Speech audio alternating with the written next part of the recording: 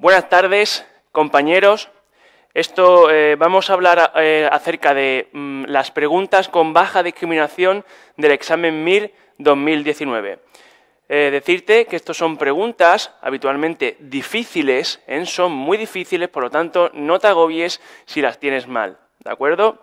Bien, fíjate que suelen ser preguntas que suelen tener una dificultad muy elevada, suelen ser difíciles o muy difíciles y que suelen tener una discriminación negativa. Fijaos que la curva de discriminación en algunos casos suele ser inversa, es decir, eso significa que cuanto más sabes, más probabilidad tienes de errarla, de fallarla, ¿de acuerdo? Por lo tanto, no te agobies porque son preguntas muy difíciles que suelen tener alguna palabra escondida que cambia completamente la opción correcta y que en algunas ocasiones pues son lobos con piel de cordero, ¿de acuerdo? Fijaos que las preguntas que tienen una gran discriminación, que son excelentes o muy buenas, suelen ser preguntas fáciles y fijaos que la curva de discriminación es completamente diferente. Cuanto más sabes, más probabilidad tienes de acertar. Bien, nosotros vamos a hablar acerca de las preguntas, que tienen una discriminación muy mala. ¿De acuerdo? Son preguntas potencialmente impugnables. Recuerda que el proceso de impugnación es un proceso que depende solo y exclusivamente de ti. Bien, pues fijaos, tenemos aquí la pregunta 117, pregunta que nos habla acerca de una proteinosis alveolar y nos indican que digamos cuál no es tratamiento de esta proteinosis alveolar de origen autoinmune. Pues la mayor parte de nosotros hemos colocado el factor estimulante de colonias y la respuesta correcta era corticosteroides. Si nos vamos a la bibliografía, pues vemos que efectivamente se puede utilizar factores estimulantes de colonias, se puede utilizar el rituximab, se puede utilizar la plasmaféresis, pero en ningún lugar aparece el corticoide. ¿De acuerdo? Recuerda también que el corticoide, ya repasando, tampoco sirve para nada en la espondilitis anquilosante. Bien. Fíjate que el principal tratamiento de la proteinosis alveolar es el lavado bronquiolo-alveolar, ¿vale? Muy bien, pregunta, como veis, pregunta muy difícil, con una discriminación muy mala. Fijaos que tenemos otra pregunta de preventiva muy difícil y una pregunta que no sirve desde el punto de vista discriminatorio, en el que te dice sobre el aislamiento de gotas se puede utilizar todo excepto qué.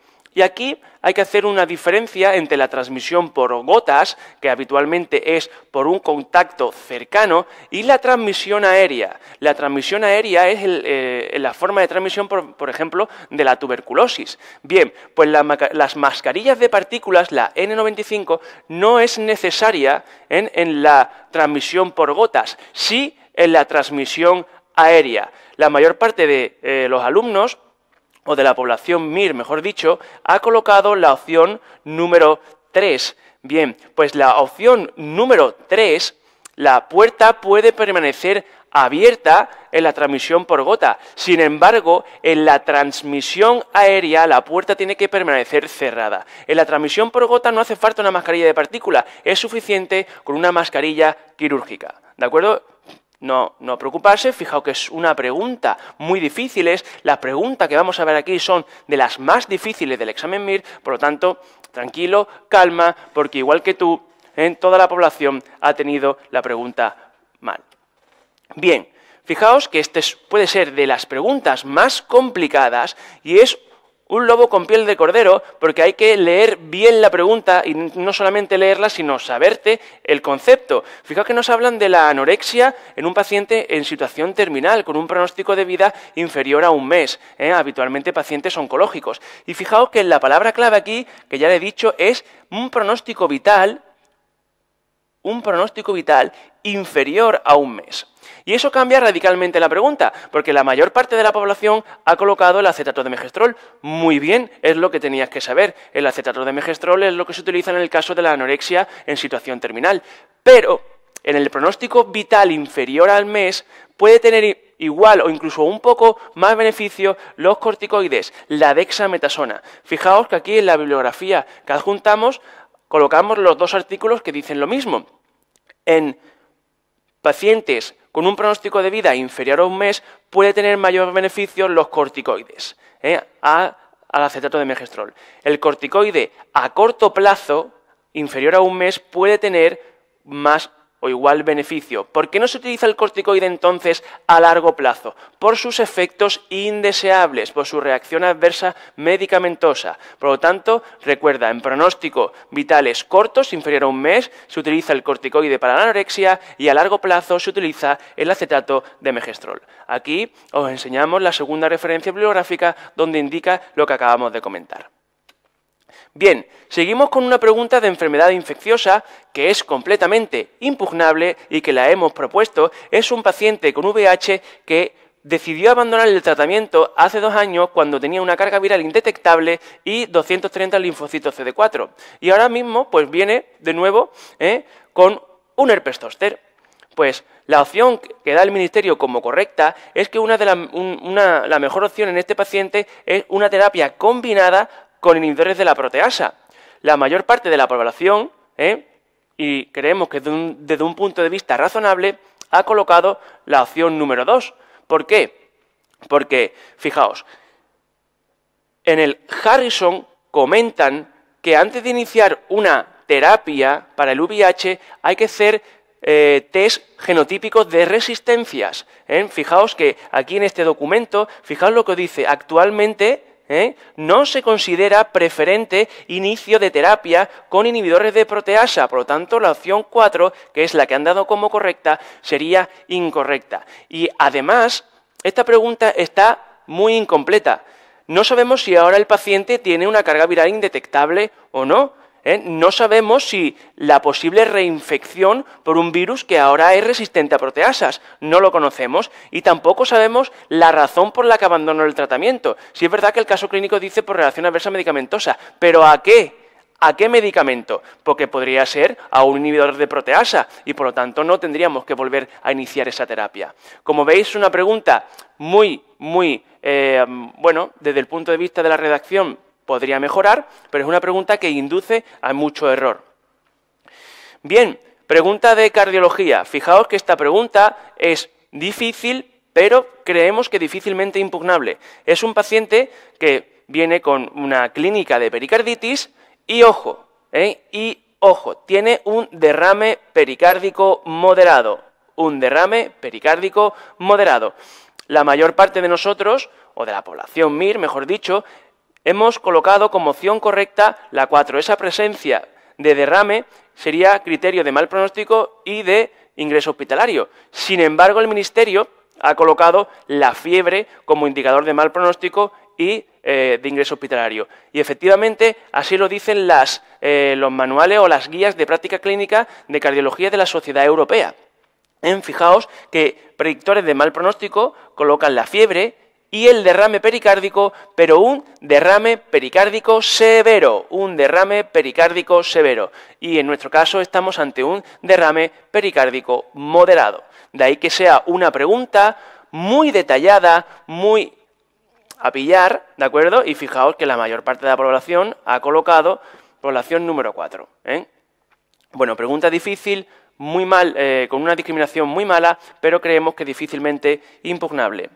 Fijaos, esta pregunta también la consideramos impugnable con una discriminación muy baja y muy difícil porque nos hablan de un paciente que tiene una tumoración esofágica tipo epidermoide a 30 centímetros de la arcada dentaria y le hacen una ecografía endoscópica y también le hacen un PET-TAC para ver si hay presencia de adenopatías o presencia de metástasis. Y dan como opción correcta la opción número 3. Fijaos, tiene una discriminación prácticamente plana, es decir, que ni el que sabe mucho ni el que sabe poco ha tenido la misma probabilidad de acierto. Y fijaos qué ocurre. Aquí no podemos llegar a concluir el TNM. Es imposible. Fijaos por qué. Porque no sabemos la invasión de ese tumor. Podemos conocer la N y la M, porque no tienen ni adenopatías ni metástasis, pero no sabemos el tamaño, no sabemos la infiltración del tumor, por lo tanto no sabemos la T. Sabemos que es un cáncer de epidermoide de esófago distal porque está a 30 centímetros de la arcada dentaria y por encima de 27 ya se considera afectación del esófago distal. ¿Vale? Pues fijaos, si supiésemos el TNM, pues podríamos deducir la opción más correcta, porque si fuese un T1 o un T2, como se encuentra en esófago distal, utilizaríamos la técnica de Ivor Lewis. ¿de acuerdo? Si fuese un tumor epidermoide de esófago medio, utilizaríamos la esofagectomía transhiatal.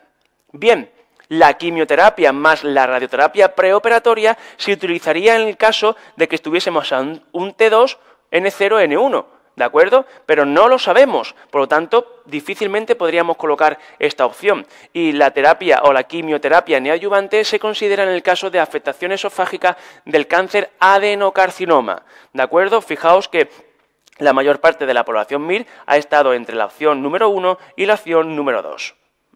Es una pregunta incompleta, muy difícil, con muy mala discriminación y consideramos que impugnable, ¿vale? Pregunta muy difícil, difícilmente impugnable. Es una pregunta radiológica, es una pregunta en la que hay que conocer el hallazgo radiológico típico. Es un paciente que presenta esta tumoración ósea malar deformante. Y aquí tenemos una imagen radiológica donde vemos una lesión expansiva. Una lesión expansiva que corresponde a una displasia fibrosa. Es una displasia fibrosa vista en clase de radiología. Fijaos, imágenes muy parecidas, lesiones expansivas de la displasia fibrosa que puede afectar a los huesos de la base del cráneo. Comentar que el principal distractor que ha colocado la población MIR era el granuloma eosinófilo. El granuloma eosinófilo es una lesión ovalada lítica que puede aparecer sobre todo en el cráneo, más difícilmente en la base del cráneo y que, por ejemplo, en niños pues puede aparecer en los huesos largos. Fijaos, estas lesiones ovaladas y líticas, no expansivas como en la displasia fibrosa, ¿de acuerdo? Es un concepto, ya decimos, puramente radiológico, difícilmente impugnable, pero difícil desde el punto de vista médico. Pregunta de reumatología. Pregunta, fijaos que es un lobo con piel de cordero, Fijaos que es pregunta muy difícil, que discrimina muy poco. La mayor parte de vosotros, de la población MIR, ha colocado la opción número 2 como la opción correcta. Pero fijaos, el 25% de los pacientes con arteritis de células gigantes o de Horton pueden presentar aneurismas de aorta torácica o abdominal. Bien, fijaos, si nos vamos directamente al manual de la Sociedad Española de Reumatología, viene la pregunta calcada, viene la pregunta redactada de forma, muy detallada. Igual, fijaos que pone la opción número 1 de raza blanca y mayores de 50 años, fijaos, mayores de 50 años y de raza blanca.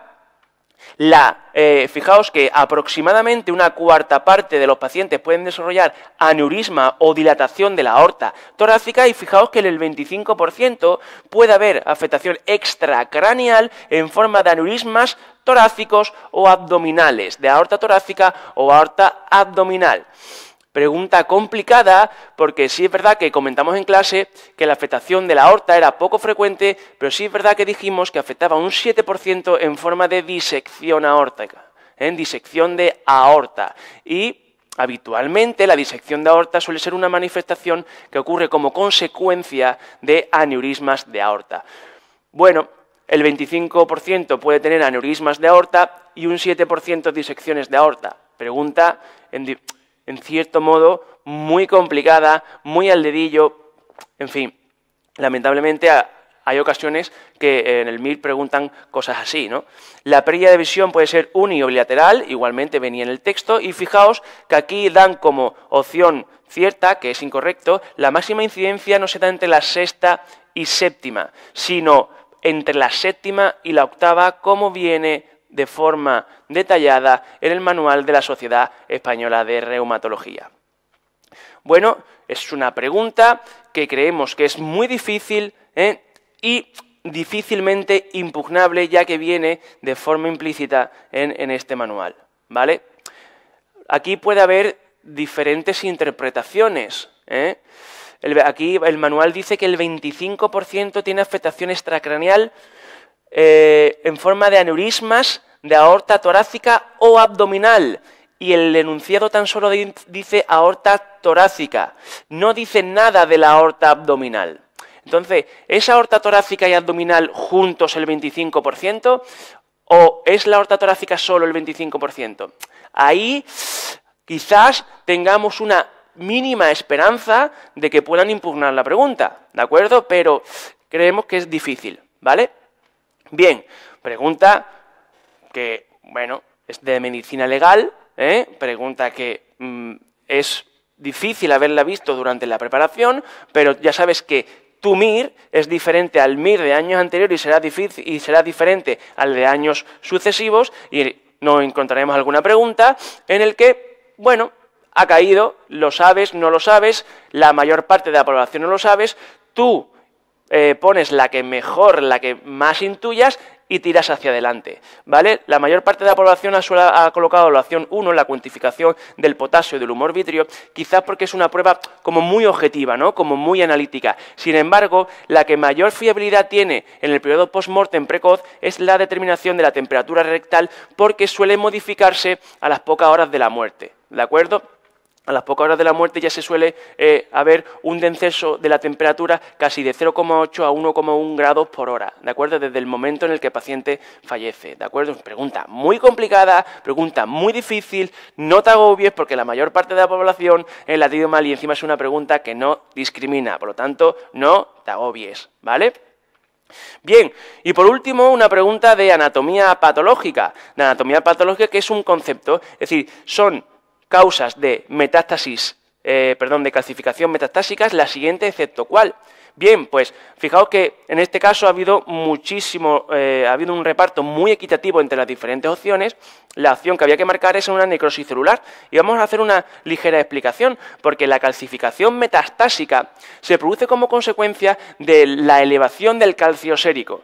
Se eleva el calcio sérico, hay un aumento del calcio en el torrente circulatorio y se va depositando en las diferentes mucosas. Se puede depositar en la mucosa gástrica, en la renal, en el hueso, etc. Y es lo que ocurre, por ejemplo, en la enfermedad de Payet, que es lo que tenemos aquí en la imagen, en la metástasis ósea difusa o en la elevación de la PTH, de la hormona paratiroidea. Es decir, situaciones que provocan una elevación transitoria de la calcemia o en situaciones de reabsorción ósea. Sin embargo, la necrosis celular, cuando una célula muere por hipoxia, por ejemplo, la necrosis celular se denomina calcificación distrófica. Y en este caso, el calcio sérico es normal, no hay elevación transitoria del calcio sérico, el calcio es normal. El calcio se deposita en el tejido que se está muriendo, que está envejeciendo, para sobre todo taponar el pH, ¿de acuerdo? Para estabilizar el pH. Por eso ese calcio se deposita en el tejido que se está muriendo. Y es lo que ocurre, por ejemplo, en las placas de ateroma o en el proceso de envejecimiento de las válvulas. Por ejemplo, en este caso, de calcificación de la válvula aórtica, que al final acaba provocando la estenosis aórtica. La estenosis aórtica, dijimos, ya sabéis, que la principal causa es la estenosis aórtica degenerativa, y esa degeneración se produce por envejecimiento valvular que provoca una calcificación distrófica y se va depositando el calcio, al final hace que la válvula se vuelva muy rígida y no abre, ¿de acuerdo? Pregunta conceptual, muy difícil y poco discriminativa, ¿de acuerdo? Recordad, chicos, que todas estas preguntas las podéis ver y consultar en los servicios por MIR de curso MIR Asturias. Podrás descargarte en la versión 0 las imágenes y ver todas las preguntas que los diferentes profesores consideramos impugnables y aquellas preguntas que consideramos muy difícil, pero no impugnable desde el punto de vista médico, ¿de acuerdo? Ahí tendrás la pregunta, la referencia bibliográfica, el documento adjunto y la explicación del profesor, ¿de acuerdo? Darte muchísimo ánimo en estos días en que estamos en pleno proceso de impugnación de preguntas, muchísima suerte y hasta siempre.